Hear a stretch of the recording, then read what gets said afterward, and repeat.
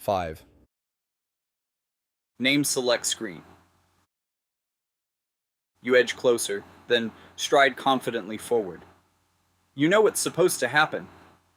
Sadali will mope, a broken man, until Luartha arrives. He'll remind her of her forgotten past, a homunculus made in the image of Exia, the first of his failed attempts to bring her back. In that dialogue, she finds agency, and Sadali finds a fatherly impulse to protect the world as Exia would have wanted. You briefly remember a community college professor explaining the stages of grief.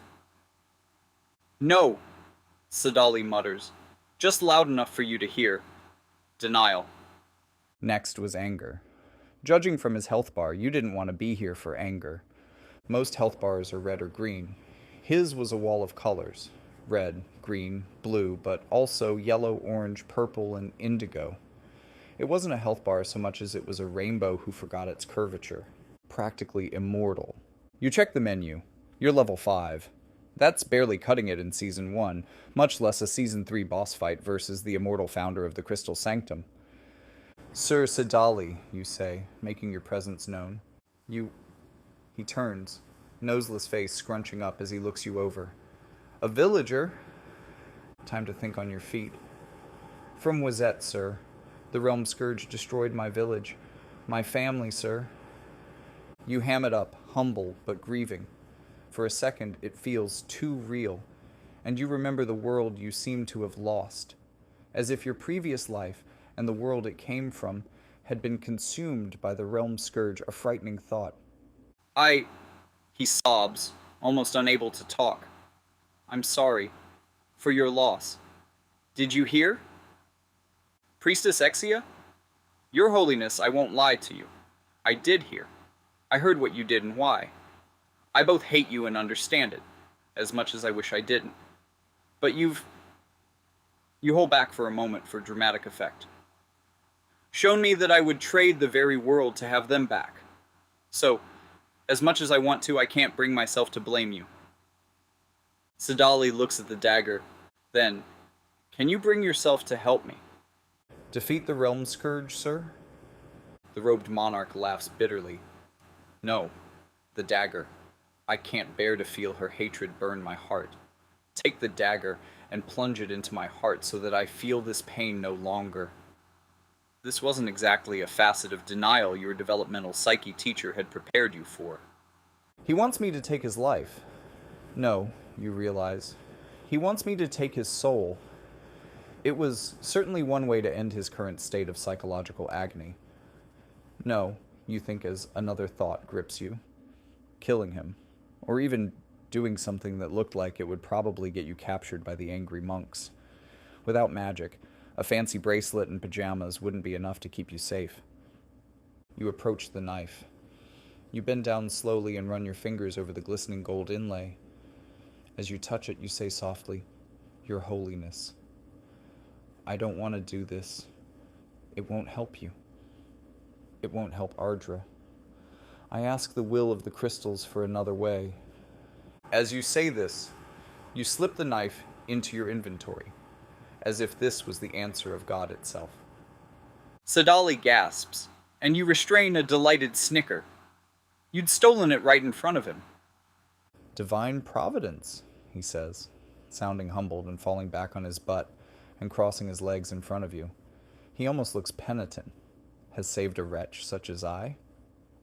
You should feel guilty. You're lying to a grieving man, using his faith against him.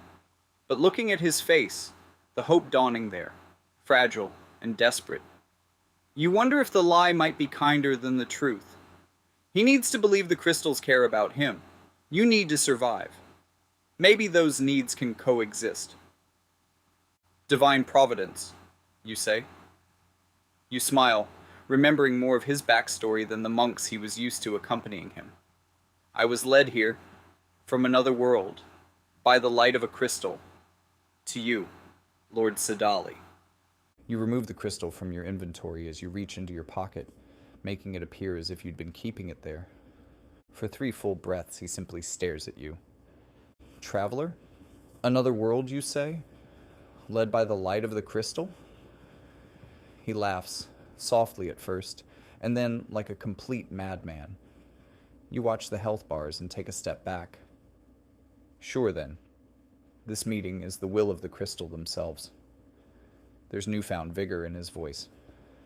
As strange as this might be to you, such things aren't uncommon here. Right. Basically any crossover with another game or franchise, if it had a story element, it was told via portal isekai like this, at least within WotV logic. You smile, happy to finally be understood. The sound of chamber doors opening stirs you both. Faceless monks rush in, yelling and drawing swords from hammer space. Lord Sadali? Then, amongst themselves, our lord is under attack. Oh shit. Your eyes beg with Sadali. Correct them, they silently plead. You're surrounded in an instant, and so is he, though you note that the monks are only holding you at the tips of their swords. At least their health bars is paltry. You enter the pause menu. Oh, helpful voice. How am I supposed to fight? My only weapon is a dagger I'm not supposed to have. That is a predicament. The voice seems rushed, and you swear you hear the rustle of papers as if it was rapidly turning pages in a grimoire. I suppose it's a good time to walk you through class assignment. For you, at least, the undefined variable in our system. Your class and skill is a reflection of your actions. Kind of like Final Fantasy II. Take a big hit, gain defense and HP.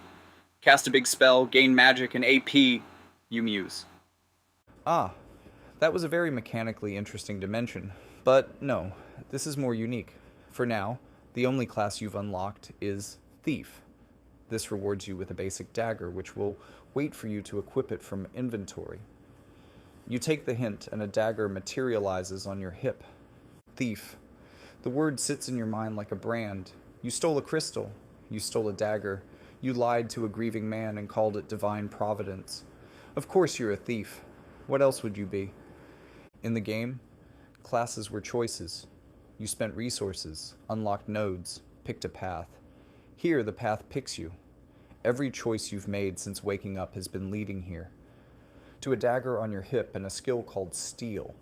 You wonder what you'd have to do to unlock something else. Something kinder. Skills?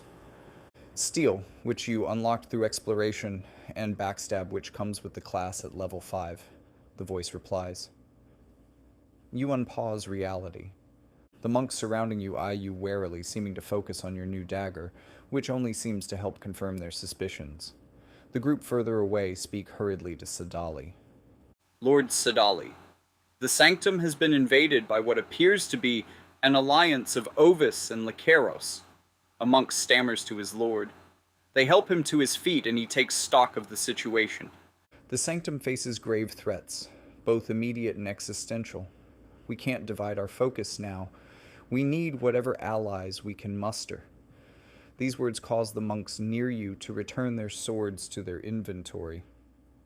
Your chest heaves with a sigh of relief.